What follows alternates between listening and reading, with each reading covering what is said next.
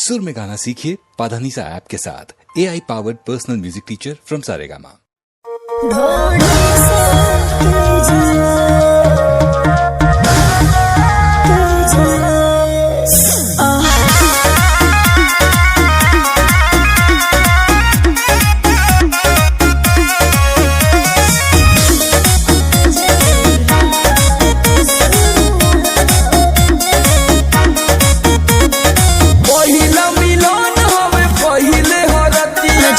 ककरी कैसे काम करे न मतिया, अरे कुछ बतावा।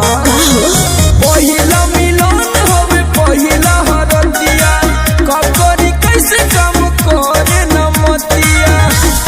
होठ के जाम सब होसा होठों से लीजिए। अच्छा आज की रात शुरुआत ढोढ़ी से कीजिए। आज की रात शुरुआत ढोढ़ी से कीजिए। अरे सीधा समुंदर में झुकबू का। ढोढ़ी से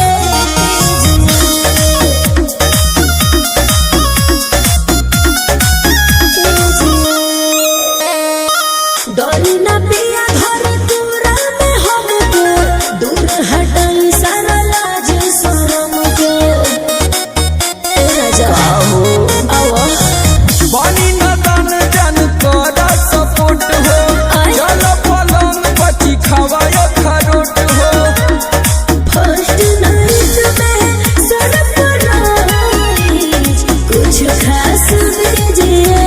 आज की रात शुरुआत ढोढ़ी से, आज की रात शुरुआत ढोढ़ी से कीजिए। आज जलवा दिखा देबू का।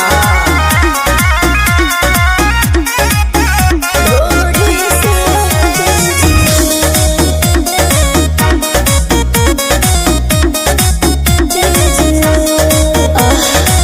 खोल दी सड़िया भाई के कमर जी, पंकज पान बिट्टू अभय समर जी।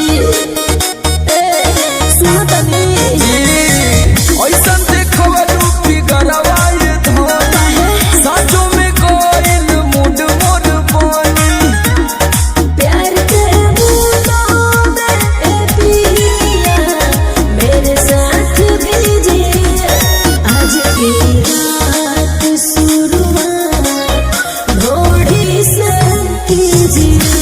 आज की रात शुरुआत ढोढ़ी से कीजिए।